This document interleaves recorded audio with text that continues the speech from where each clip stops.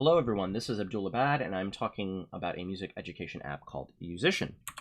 An outline of the presentation for today is I'll start with an app overview where I talk about target audience, goals, and features. I'll talk about assumptions, pitfalls or areas of improvement, theories that I think are underpinning the app, and I'll conclude with final thoughts.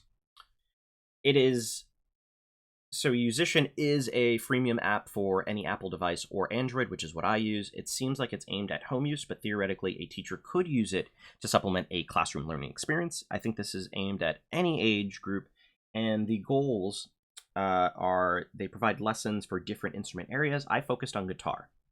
And so every lesson or tutorial begins with a video introduction. There is a pretest, and I focused on guitar for this presentation because my main instrument is guitar. I've composed, I play professionally as a guitar player in several bands and for different music projects, and so I thought I could give a fair assessment of the app, at least from the perspective of a semi-professional musician. As far as the pretest goes, it simply asks you nothing yet, some basics, lots of songs or almost anything. I'll talk about this more later, but some of the features are there's different notation styles or displays. So in this case, this is the tab form, which tells you what string and whether you should play it open or what fret you should play. You can also pick the speed that you play it up here. And then you can associate the tab or what string you should play, whether you should play it open at the first fret, and what note that means. So it kind of translates it for you. This is simply note form. This is sheet music form.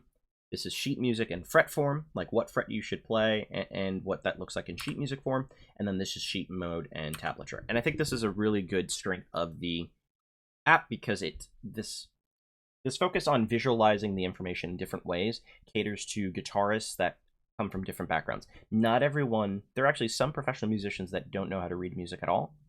There are some musicians that know how to read only tablature, and then there are some that can do both or either or. And I think what's useful about this is if you do the standard and tab form, which you can see here, if you only know how to read tab, you can learn this is what it looks like in sheet music form. So I think it's great for self-assessment, but it's also great for kind of branching out into other areas if a musician is interested for some reason.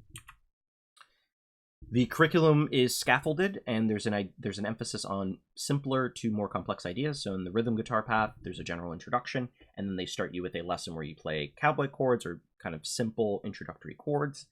And so I think that's also a benefit of this plan. It's a freemium model, so there's one free premium lesson per day. Some of the assumptions of this app: there's a natural flow of simpler ideas or lessons before more complex ideas or lessons. There's an emphasis on meaningful feedback during this, and you would see this if I had a video clip, but in real time you get feedback from the app where it says you're playing the wrong string, or you played the wrong note, or you played a little too fast, or that was perfect, or you played a little too slow. You also get points for completing tasks, and there's a leaderboard feature, which is useful for motivating people that are more competitive, or for people that want to see how they stack up against other users.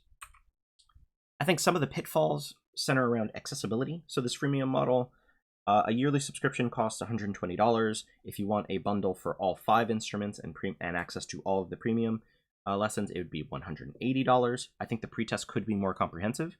I put almost anything as my pretest, and I still ended up with a very basic kind of guitar lesson.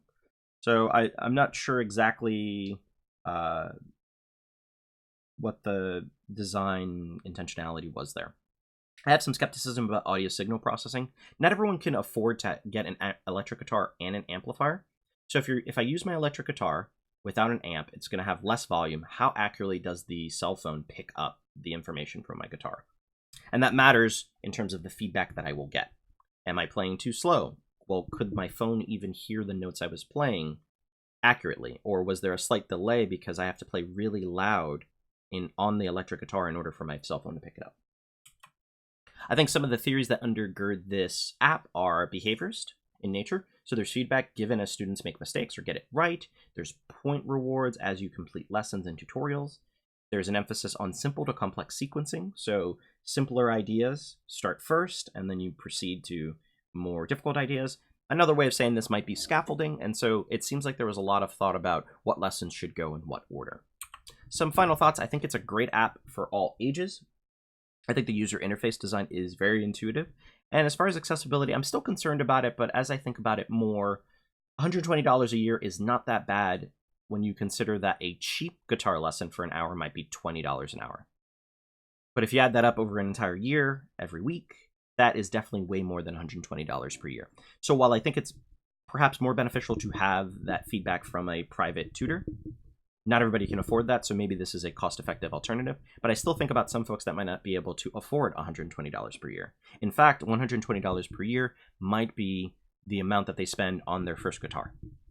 So with that said, I'm going to end the presentation here, and I hope everyone has a great year.